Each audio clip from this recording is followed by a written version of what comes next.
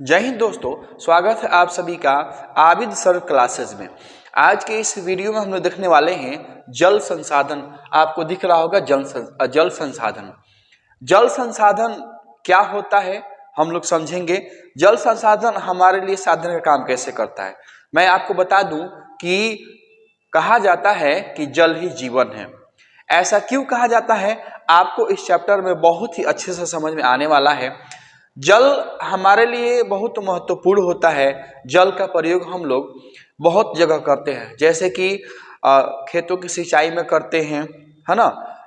खाना खाते हैं तो उसमें हम लोग जल का प्रयोग करते हैं, शौच में जल का प्रयोग करते हैं, मवेशियों को नहलाने में करते हैं।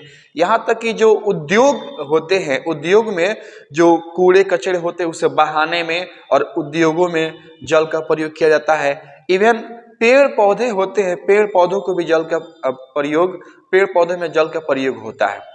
मनुष्य के शरीर में कहा जाता है कि मनुष्य के शरीर में 60 से 65 से 70%, माफ करिएगा 65 से 70% जल होता है। पेड़ पौधों में 65 से 99% तक जल होता है। अगर आपको जल नहीं मिले, आपके शरीर में जल की मात्रा कम हो जाए तो आपका शरीर है वो सिकुड़ जाएगा। आपका शरीर एकदम हड्डी की तरह दिखेगा। पेड़ पौधों को अगर जल नहीं मिले तब पेड़ पौधे हमें अन्न नहीं देंगे। इसलिए हम लोग जल को सही से प्रयोग करें। जल हमारे लिए बहुत कारगर सिद्ध होता है। आजकल देख रहे हो कि जल के द्वारा परिवहन किया जाता है। भारी भारी सामानों को एक देश से दूसरे देशों में जल के द्वारा ही लाया जाता है। कंटेनर, जो बड़ी बड़ी जहाजें होती है, कंटेनर में सामानों को रख दिया जाता है और उन जहाजों के माध्यम से अपने सामानों को हम लोग एक जगह से दूसरी जगह लेकर के आते हैं। तो देखते हैं हम लोग ये जो जल होता है, जल हमारे लिए किस तरह से कारगर सिद्ध होता है और इसे जल ही जीवन क्यों कहा जाता है, समझते हैं। इसमें कह रहा है कि जल एक संसाधन है, जल एक चक्रीय संसाधन है जो पृथ्वी पर प्रचुर मात्रा में पाया जाता है। जल क्या होता है? एक चक्रीय संसाधन होता है। अब इसे चक्रीय संसाधन क्यों कहा जाता है? क्योंकि जल अनलिमिटेड है। जल जो है ना अनलिमिटेड है। जब हम जल का प्रयोग कर लेते हैं तो वो पुनः वाष्पीकरण के द्वारा ऊपर जाता है, बादल का निर्माण करता है और बादल से फिर बारिश होती है और वो जल पुनः हमें प्राप्त हो जाता है। यानी एक चक्रीय पथ में चलता है, ये घूमते रहता है। इसलिए कहा जाता है कि एक चक्रीय संसाधन होता है। यानी जैसे मान लीजिए कि आप जल का इस्तेमाल किए, खाना खाए, पानी पी लिए, है ना, तो आपके शरीर में जल चला गया। अब वो जो जल है, अब मल मूत्र के द्वारा शरीर से बाहर निकल जाएगा, पसीना के द्वारा शरीर से बाहर निकल जाएगा, फिर वो मिट्टी में जाएगा या किसी दूसरी जगह जमा होगा और वहां से फिर से वाष्प बनेगा और वो ऊपर बादल का निर्माण करेगा और फिर से बारिश होगी।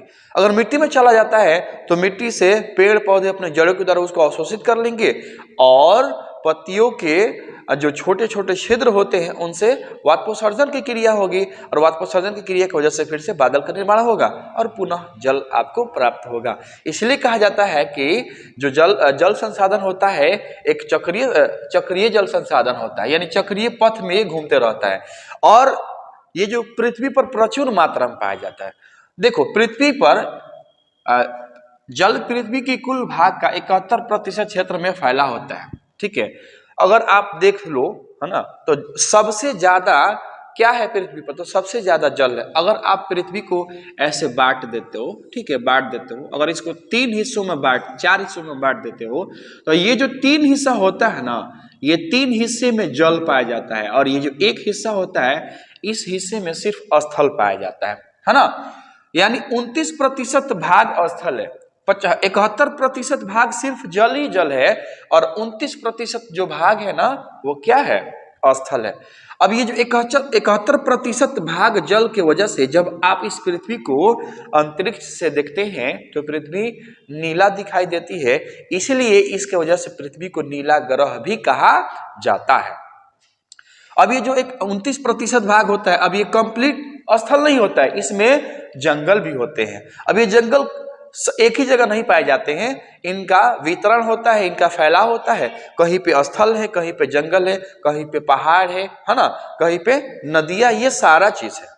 ठीक है, अब देखो ये जो 71% जल है, 71%, अगर हम इसकी बात करते हैं तो इसमें है ना 96.5% जो जल होता है ना वो महासागरों में और सागरों में पाया जाता है। अब ये जो जल होता है ना लवणीय जल होता है, इसमें बहुत सारे लवण पाए जाते हैं और इस जल का प्रयोग हम लोग नहीं करते, ये हमारे कोई काम का नहीं आता है। बस इसका प्रयोग हम लोग कर लेते हैं संसाधन में, है ना, परिवहन में कर लेते हैं, यानी इसके द्वारा हम एक देश से दूसरे देश में अपने माल को, अपने सामान को भेज सकते हैं। और जो 2.5% होता है, ये जो जल होता है ना, ये हमारे उपयोग के लायक होता है। किसके लायक होता है? ये हमारे उपयोग के लायक, यानी ये मीठा जल होता है, इसको हम स्वच्छ जल भी कहते हैं। अब ये जो जल होते हैं कहाँ कहाँ पाए जाते हैं? तो ये जो जल होते हैं नदियों में पाए जाते हैं, तालाबों में पाए जाते हैं, पोखर में पाए जाते हैं, झील में पाए जाते हैं, भूमिगत होते हैं। ये 2.5% जल होता है। अब आप कहोगे सर 1% फिर कहाँ गया? ठीक है, यहाँ पे 96.5% है और यहाँ 2.5% है, टोटल तो हो गया 99। 1% जल गायब हो रहा है, तो जो 1% जल होता है वो पाया जाता है वायुमंडल में। कहाँ पाया जाता है? वायुमंडल में पाया जाता है, यानी वाष्प के रूप में ये पूरे वायुमंडल में फैला हुआ रहता है। अभी आपको कब दिखाई देता है? जब सर्दी का मौसम आता है, तो सर्दी के मौसम में वही कुहासा के रूप में ये जल दिखाई देता है। ठीक है, अगर हम बात करते हैं ये 2.5% जल की, तो इनमें 2.5% में जो 75% जल होता है ना बर्फ के रूप में पाया जाता है ना। इसका फैलाव सभी जगह एक जैसा नहीं होता है, हमको कहीं एक ही जगह 2.5% जल नहीं पाया जाता है। अब 2.5% में 75% जो जल होता है ना, 75% वो बर्फ के रूप में पाया जाता है। अब बर्फ के रूप में कहाँ कहाँ पाया जाता है? जैसे अंटार्कटिका हो गया, है ना, ग्रीनलैंड हो गया, पर्वतीय क्षेत्र हो गया, हिमनद हो गया, है ना, ये बर्फ के रूप में जमा हुआ रहता है।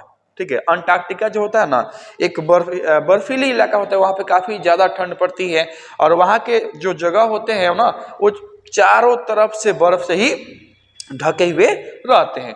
ग्रीनलैंड में भी वही हाल होता है, पर्वतीय क्षेत्र में भी यही होता है। पर्वत, बड़े बड़े पर्वत होते हैं और पानी जब गिरता है तो पर्वत के जो बीच में खाली जगह होता है उसमें पानी जमा हो जाता है और बर्फ बन जाता है। उस रूप में जो हिमनद होते हैं, हिमनद का मतलब कि जो नदी बर्फों से बना होता है उसको हिमनद कहा जाता है। क्या कहा जाता है? हिमनद कहा जाता है। तो हिमनद के रूप में भी ये 75% पाए जाते हैं। अब बाकी जो 25% जो जल होता है ना वो भूमिगत जल होता है। 25% जो जल होता है वो क्या होता है? भूमिगत जल होता है।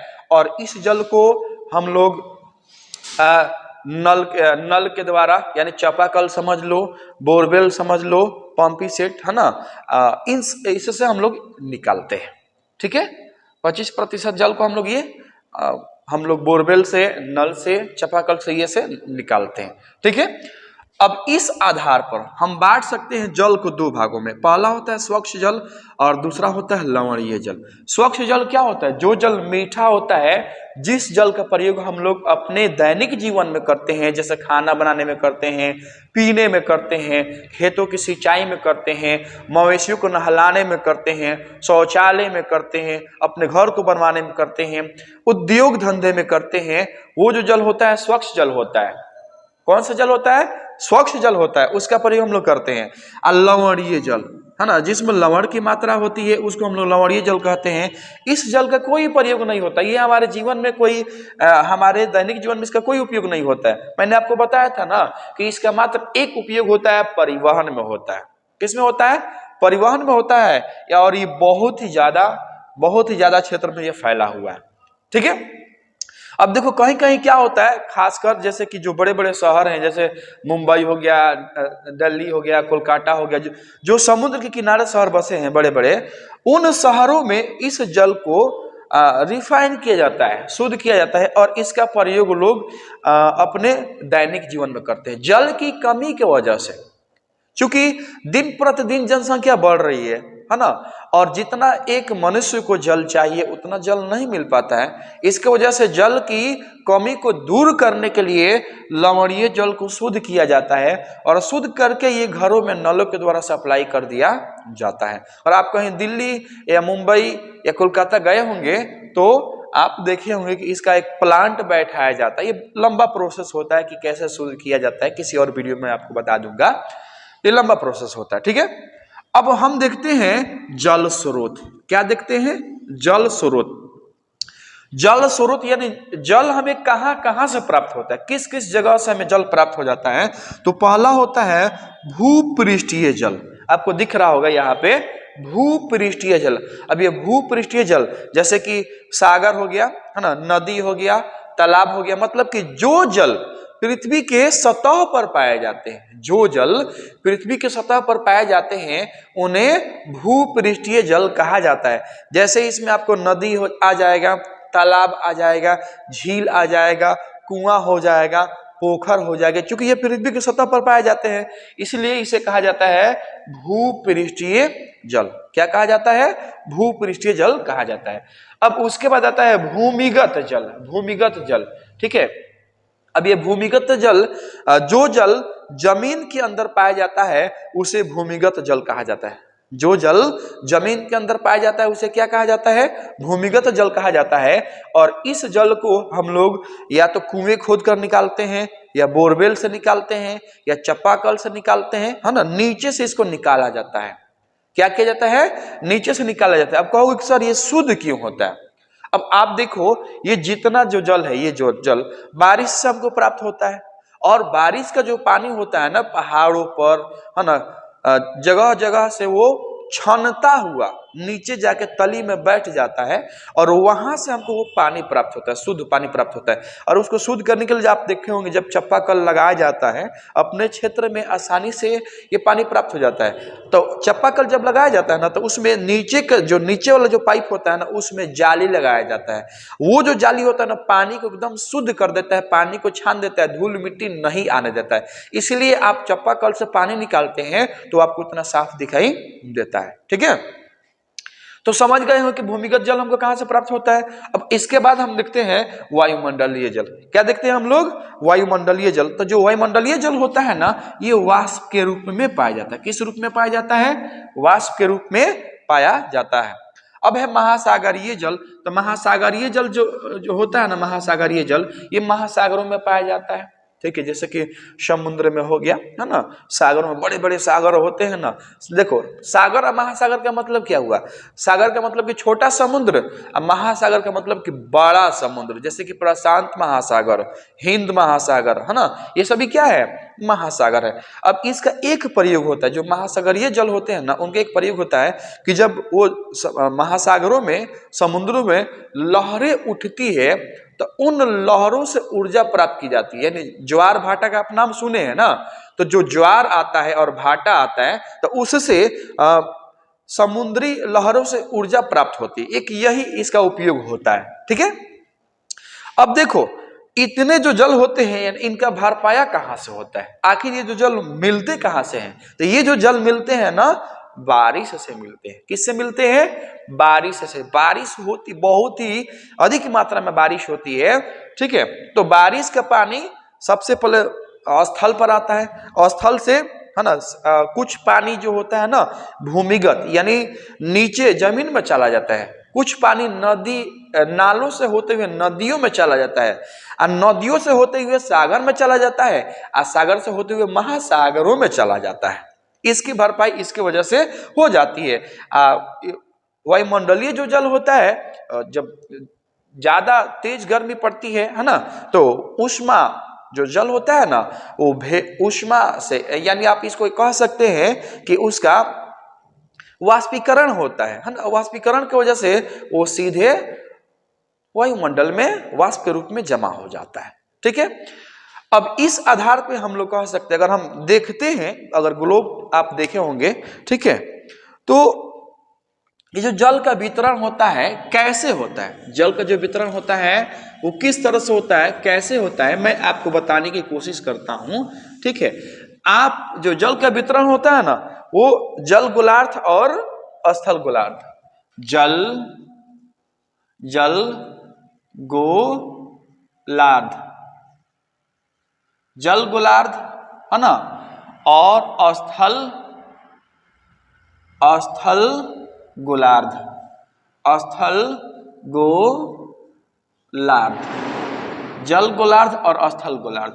अभी ये आपको टर्म समझ में नहीं आ रहा होगा, इसके लिए मैं आपको यहाँ पे बता देता हूं। आप लोग ग्लोब देखे हैं, ग्लोब है ना, और आप अच्छे से ग्लोब देखे होंगे तो आपको ये बातें समझ में आएगी जो मैं आपको बताने जा रहा हूं। जैसे कि ये पृथ्वी है ना, ये पृथ्वी, ठीक है, और ऐसे हम लोग इसको बांट देते ऐसे ऐसे। तो यहाँ पे ये ऊपर को, ऊपर जो होता है ना उसको उत्तरी ध्रुव बोलते हैं, और जो नीचे होता है उसको हम लोग बोलते हैं दक्षिणी ध्रुव। तो ऊपर वाले भाग को हम लोग बोलते हैं उत्तरी गोलार्ध, उत्तरी गोलार्ध है ना, गोलार्ध कहा जाता है। और नीचे वाले को हम लोग बोलते हैं, चूंकि दक्षिण में तो इसको हम लोग बोलेंगे दक्षिणी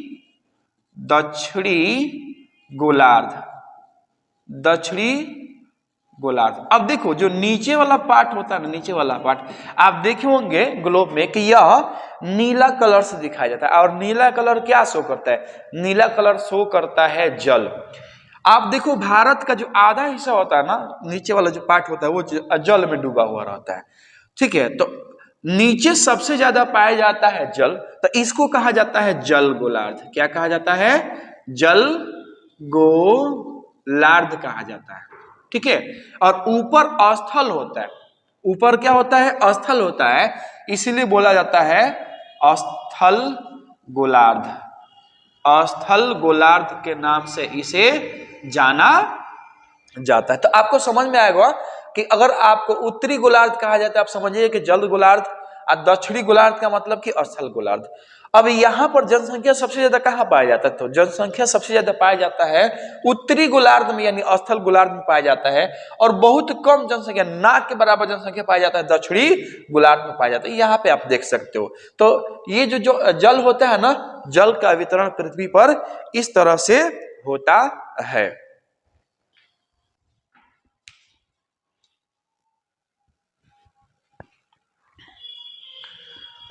तो अभी आपने जल का वितरण अच्छे से समझा कि जो जल होता है सबसे ज्यादा कहाँ पाया जाता है?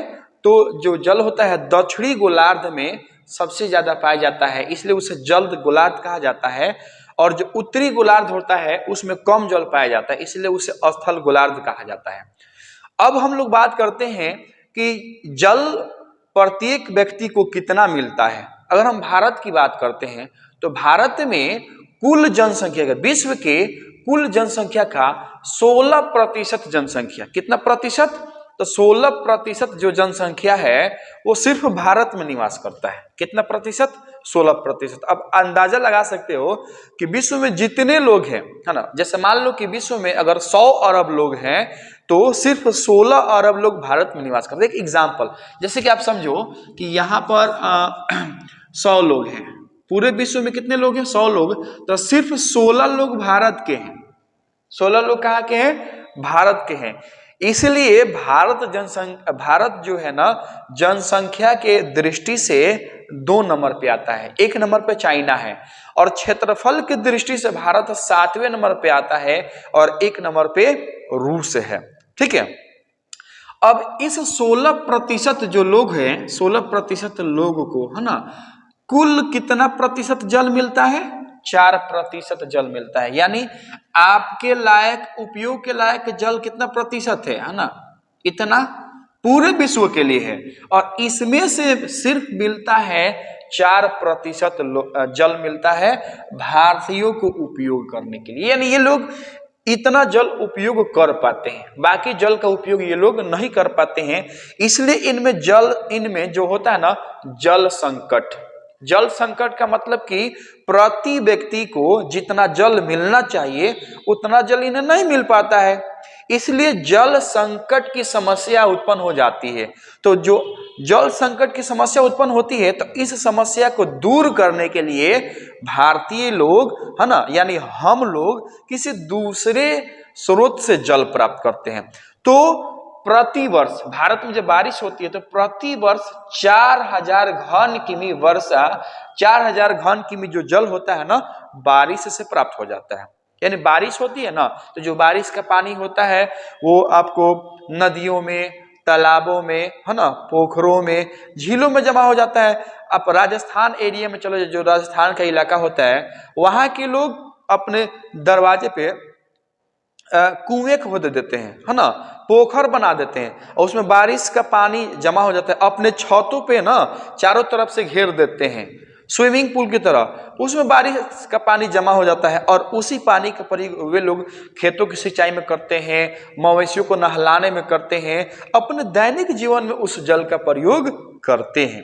ठीक है, अब बात करते हैं 1869 घन किमी भूमिगत जल होता है। यानी 1869 घन किमी जो जल होता है वो भूमि से प्राप्त होता है और इस जल को जो भारतीय लोग हैं, है ना, हैंडपंप से, आप इसको चापाकल कह सकते हो, बोरवेल बोल सकते हैं, है ना, पोखर हो गया, आपको कुआं हो गया, इससे इस जल को ये लोग प्राप्त कर लेते हैं। ठीक है, अब अगर हम बात करते हैं कि भारत की जो भंडारण क्षमता होती है ना, आप जैसे कि जब देश आजाद नहीं हुआ था, यानी देश 1947 से पहले, 1947 से पहले आप बात करो या आप यूं बात कर लो कि 1947 के बाद 1951 में, कब, 1951 में जब लोगों को पर्याप्त मात्रा में जल नहीं मिल पाता था तो लोग जल को भंडारित करते थे, यानी जल को इकट्ठा करते थे। तो उस समय 18 अरब घन मीटर जल को भंडारित किया जाता था। इतनी क्षमता थी। क्यों इतनी? क्योंकि उस समय लोग उतने विकसित नहीं थे। आज जितना हम लोग विकसित हैं कि जगह जगह हम लोग बांध को बना लेते हैं और बांध को बना करके उस जल को हम लोग भंडारित करते हैं, उस जल को हम लोग इकट्ठा करते हैं। लेकिन पहले इतना हम लोग विकसित नहीं थे, क्योंकि हाल ही में हम लोग आजाद हुए थे। जो अंग्रेज था ना, अंग्रेज खोखला ना कर दिया था पूरा, जितना जो इकोनॉमिकल कंडीशन होता सबको नष्ट कर दिया था ना, बहुत सारे चीजों को यहां से लेके चला गया था। 200 वर्षों तक अंग्रेज शासन किया। आप बताइए कि आपके घर में कोई व्यक्ति आ जाए और 2 साल रह जाए और आपके घर के सामान को धीरे धीरे अपने घर लेते जाए, तो बताइए आप सही से रह पाइएगा? आपका आर्थिक स्थिति सही रह पाएगा? नहीं रह पाएगा। ठीक वैसे ही भारत को अंग्रेजों ने पूरा लूटा, पूरे अच्छे से लूटा और इसको खोखला कर दिया था। सिर्फ चारों तरफ से एक कवच की तरह था और अंदर कुछ नहीं था, एक खोखला हो गया था। तो उस समय हमारी जो स्थिति होगी दयनीय होगी। फिर भी उस समय 18 अरब घन मीटर पानी को हम लोग इकट्ठा कर लेते थे।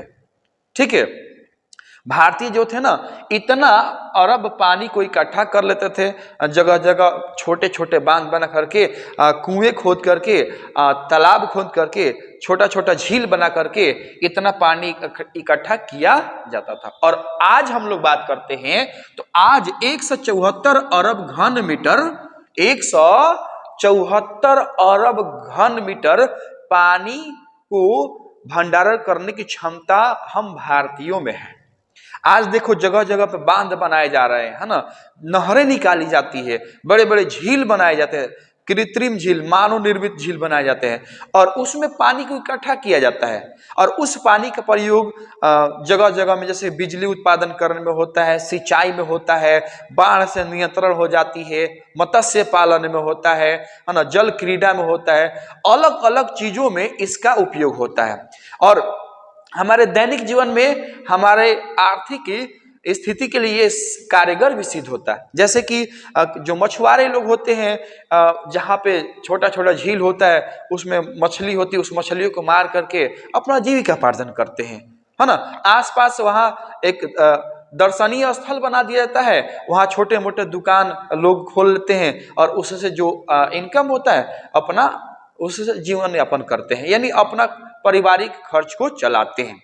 तो ये आर्थिक दृष्टि से कहा जाए तो ये भारतीयों के लिए अच्छा सिद्ध होता है।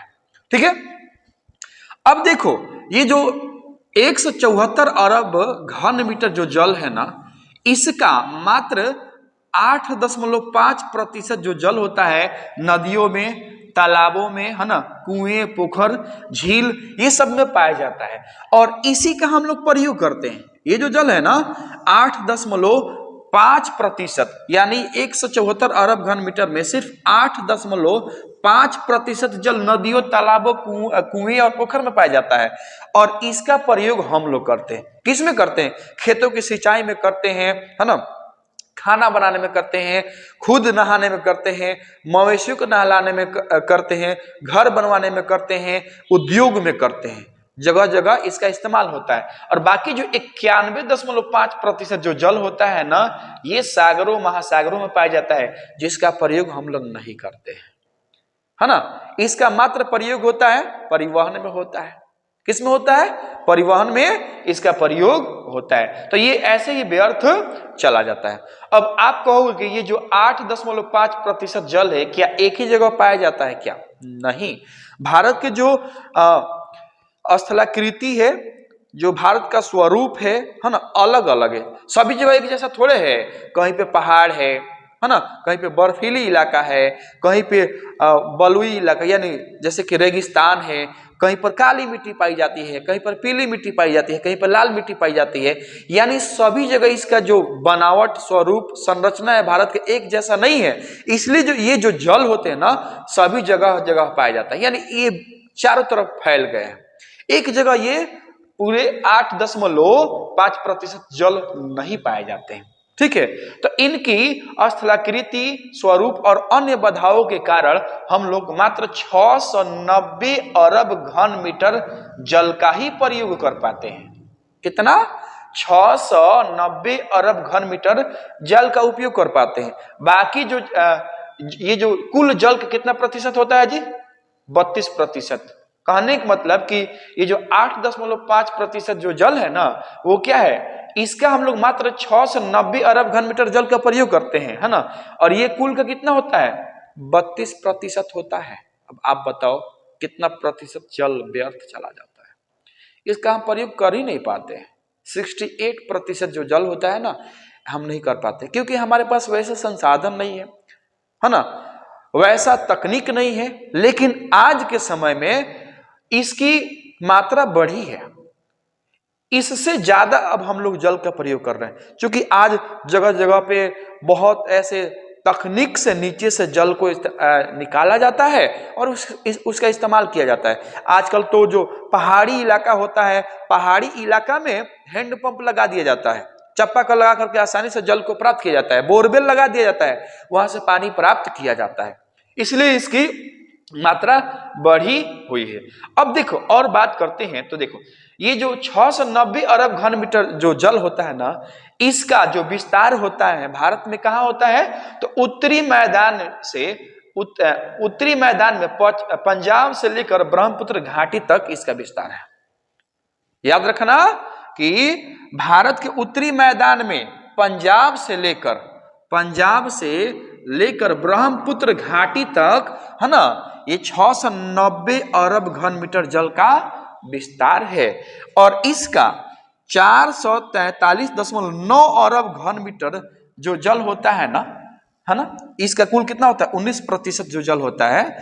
ये जो जल होता है, मात्र इतना प्रतिशत जल उत्तर प्रदेश को दिया जाता है। यानी उत्तर प्रदेश की जो जनसंख्या है पूरे भारत में सबसे ज्यादा है।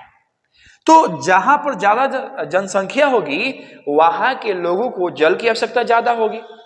आपको समझ में आ रहा है मेरी बात? चलो मैं आपको फिर से समझा देता हूं, है ना, कि ये जो 690 अरब घन मीटर जल है ना, इसका कुल कितना जी? 19% जो जल होता है ना, केवल उत्तर प्रदेश को जाता है ना। ऐसे एक पॉइंट शायद छूट रहा है, मैं आपको नहीं बता पा रहा हूं, है ना। ये हाँ, यहाँ पे मैं आपको एक पॉइंट छोड़ दिया हूं कि ये जो टोटल जल होता है ना, 42% होता है।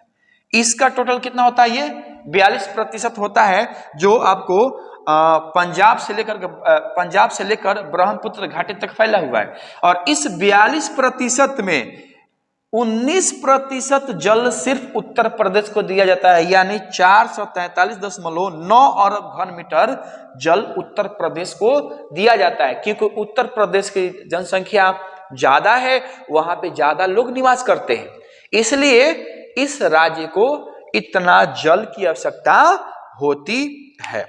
अब चलो आगे मैं आपको बता देता हूं जल संसाधन का उपयोग, जल संसाधन का उपयोग कहां कहां होता है, मैं आपको अच्छे से समझाता हूं, आप लोग समझिए। अगर आपको वीडियो अच्छी लग रही है तो आप वीडियो को लाइक करो बाबू, लाइक करो, शेयर करो, सब्सक्राइब करो और कमेंट करो। अगर आपको कोई भी दिक्कत हो रही है तो आप कमेंट करिए, जिस पॉइंट को आप नहीं समझ पा रहे हैं आप कमेंट करिएगा तो उसका मैं रिप्लाई आपको अवश्य दूंगा।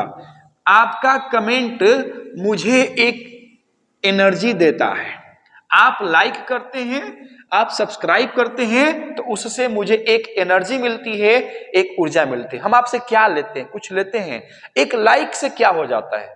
आप सब्सक्राइब कर देते हैं तो आपका क्या जाता है? कुछ नहीं जाता है ना।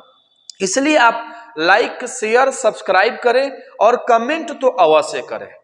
कमेंट आप कमेंट करेंगे उससे मुझे ताकत मिलती है, एक अलग सी एनर्जी मिलती है और अच्छा वीडियो बनाने का मन करता है, एक अलग उत्साह मिल जाती है और आपके लिए और ज्यादा मेहनत करने का मन करता है, इसलिए आप कमेंट किया करें।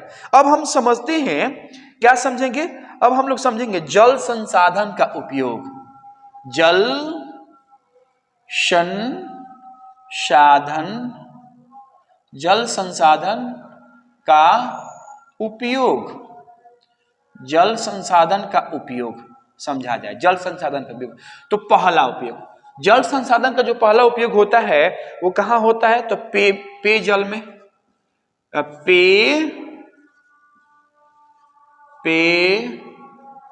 जल में, यानी पीने में किया जाता है। किसमें कहता है?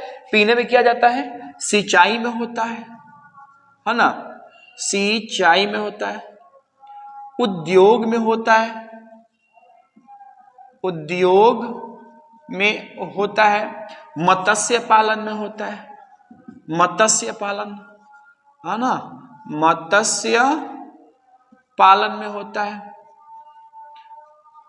ना, जल क्रीड़ा में होता है। जल क्रीड़ा समझते हैं ना आप लोग? जल क्रीड़ा में होता है, जो जल क्रीड़ा हो गया, जो परमाणु संयंत्र होते हैं ना, परमाणु संयंत्र को ठंडा करने में होता है, परमाणु है ना, संयंत्र को ठंडा करने में होता है, संयंत्र को शीतल यानी ठंडा करने में जल का इस्तेमाल होता है, इत्यादि कर लो, कितना लिखोगे इत्यादि कर लो। तो इन जगहों पर जल संसाधन का प्रयोग होता है। उद्योगों में होता है, कूड़े कचरे को बहाने में, सामानों को बनाने में प्रयोग होता है। सिंचाई, खेतों की सिंचाई करने में जल का प्रयोग होता है। मत्स्य पालन में होता है। जल क्रीड़ा आप देखे होंगे, जल वाला गेम उसमें होता है। परमाणु जो संयंत्र होते हैं ना, उसको ठंडा करने में होता है। अब हम समझते हैं भारत में, है ना, भारत में प्रति व्यक्ति जल की उपलब्धता, भारत में प्रति व्यक्ति जल की उपलब्धता, ठीक है। अब बात करते हैं सबसे पहले 1951 की। 1951 हाल ही में देश आजाद हुआ था, है ना, हाल ही में देश आजाद हुआ था। तो उस समय पर व्यक्ति यानी एक व्यक्ति को 5,000, एक व्यक्ति को 5,177 घन मीटर, 5,177 घन मीटर जल प्राप्त होते थे, क्योंकि उस समय देश की जनसंख्या मात्र 51 करोड़ थी। आजादी से पहले, है ना, आपको 36 या 37 करोड़, एग्जैक्ट नहीं याद है, आप देख सकते हैं सर्च मार के। 36 से 37 करोड़ जनसंख्या थी आजादी से पहले, और आजादी के बाद, आजादी के 3 साल बाद देश की जनसंख्या हो गई कितना, 51 करोड़। देखो कितना जल्दी जनसंख्या बढ़ा, कितना जल्दी, 36 से सीधे 51 करोड़। फिर भी उस समय देश में पर व्यक्ति को 5177 घन मीटर जल प्राप्त होते थे प्रति वर्ष, है ना। कितना, प्रति वर्ष जल प्राप्त होते थे। आगे चल करके फिर इसकी जनगणना की गई, है ना, इसका कैलकुलेशन किया गया 2001 में, है ना। कब, 2001 में, जनगणना नहीं, माफ करिएगा, 2001 में। तो 2001 में अब यह घट करके कितना हो गया, 1829 घन मीटर, 1829 घन मीटर। अब आप बताओ, 51 में इतना जल मिल रहा था, है ना। अब देखो 2001 में कितना हो गया, घट करके 1829 घन मीटर। यानी पहले ज्यादा व्यक्ति को जल मिलता था, अब कम जल मिलने लगा। और उम्मीद किया जाता है कि 2025 तक, है ना, ये घट करके कितना हो जाएगा, तो 1300 आपका हो जाएगा 42 घन मीटर, 1342 घन मीटर ये जल हो जाएगा। ऐसा क्यों होता है, देश की जनसंख्या लगातार बढ़ रही है। देश की जनसंख्या इतना तेजी से बढ़ रहा है कि जैसे कि आप परमाणु बम विस्फोट होता है ना, तो उसका प्रभाव काफी तेजी से चारों तरफ फैलता है, वैसे ही देश की जनसंख्या में विस्फोट हुआ है। बहुत ज्यादा देश की जनसंख्या में वृद्धि हुई है। लगभग 135 करोड़ जनसंख्या है भारत में, और भारतीयों को आगे फिर अभी जनगणना हो रहा है, 2023 में भी जनगणना हो रहा है।